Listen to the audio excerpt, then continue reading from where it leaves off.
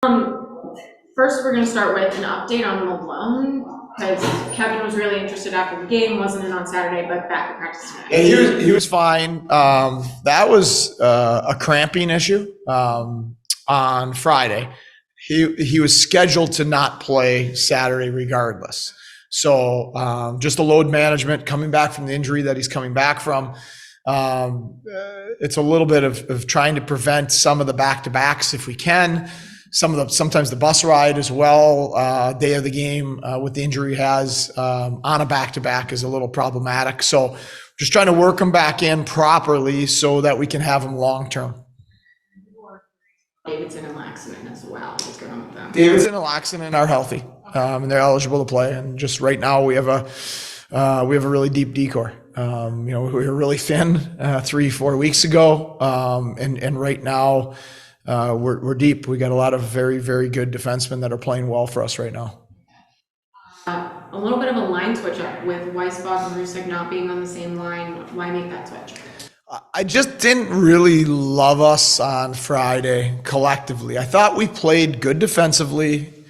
We played a pretty good game. We easily could have won, but I just didn't feel like we had a lot of bite to us. And I thought that I just thought it was time to shake it up, and try to create a little bit more of an identity for each line in terms of having, like, Murray and Weisbach have played really good together in the past. Last year, they carried us for large stretches of the season when a lot of our best players were out. So I thought those two would be good together. I thought Mersh would be good for Rusek. Mersh talks so much, and every time you play with Mersh, he's a guy that pulls guys into the fight with him. And then I thought that Kozak did a fabulous job with Rosine and Kulik. That line was outstanding in a really hard game to be outstanding for two 19-year-olds and an 18-year-old. You talk about Kozak. He's one of the players that has bounced between a bunch of lines this year. How has he taken it? I think Cozy's doesn't worry about that stuff very much. That's just kind of his mindset. He's kind of an old school throwback hockey player.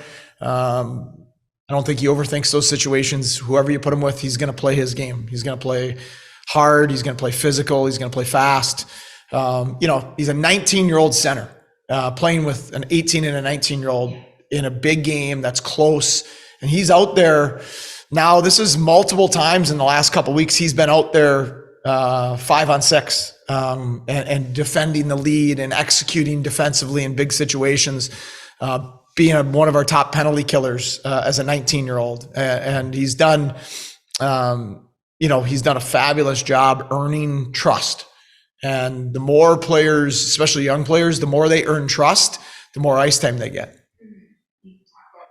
Brendan Warren getting that trust from you all weekend, centering lines on Friday and Saturday. I mean, how do you think he did after not doing it since he was 16? Yeah, awesome. I'm just incredibly proud of Brendan. Just how much he's grown, the fight and the path he's had to get here. There's a player that was at the national program with a really talented age group, probably had a college career that he would have liked to have probably had better. Had to go to the East Coast League, had to grind in the East Coast League and earn a call up here. And then has had to fight and scratch and claw to earn everything here.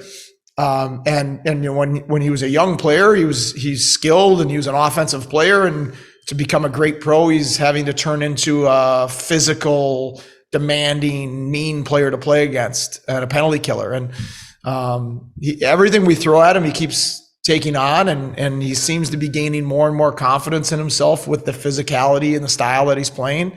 So I thought he did a really good job this week. Karin has come back as well. How do you think he did? It was just nice to have him in the lineup. It's been a long time for him. I thought he played pretty well. Did some good things. Certainly just timing and puck play and things like that probably are stuff that that'll just keep getting better for him the more he gets acclimated. So I thought he had a good first week. In terms of Subi and Hauser, you now don't have that top prospect that you're trying to get as many games as possible, or you're going over that with Seamus Kodak. How do you kind of plan the goaltending situation out? Do you still lean on Seamus? Oh, yeah. I talked to Seamus. I talked to Seamus probably 5-6 days a week for the drill. If he's not here, he's sending drills in for us to do with the goalies beforehand and the messaging. Because I was a goaltender, I probably do talk to the goalies more. I let Seamus coach them. So I think it's really important that we're on point with our messaging and that we're saying the same things to our goaltenders, because there's nothing worse for a player than being told different things by different people in the same organization. So I trust Seamus a ton.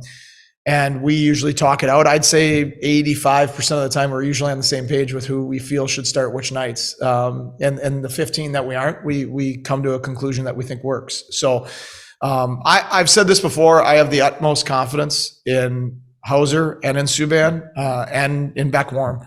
I think we have outstanding depth at our goaltending position. And I think they'll both get a lot of games here in the next stretch of time where Oopie's up.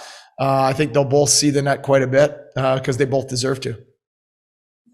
This morning, 3 different opponents this week, all Atlantic Division opponents. However, Wednesday, facing arguably the best team in the league in the Providence Bruins. I mean, do you emphasize that night at all or no? No. Our preparation for our opponents the same. Maybe a little more information because they're a team we haven't seen. We don't maybe need to show as much sometimes with Utica or Syracuse because you see them so many times.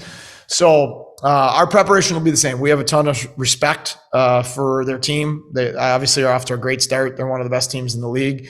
So, but we'll go through our preparation, and Pex and Webby do a great job getting our guys prepared. I think Pex and Webby do a really good job of giving them the information they need, but not so much information that we're thinking too much out there. You want players to play instinctual. You want them to trust their instincts and their habits, and you don't want to overload them. So I think Webby and Pex do a great job of giving the guys the info they need, the process to be aware of things that team does without giving them too much information.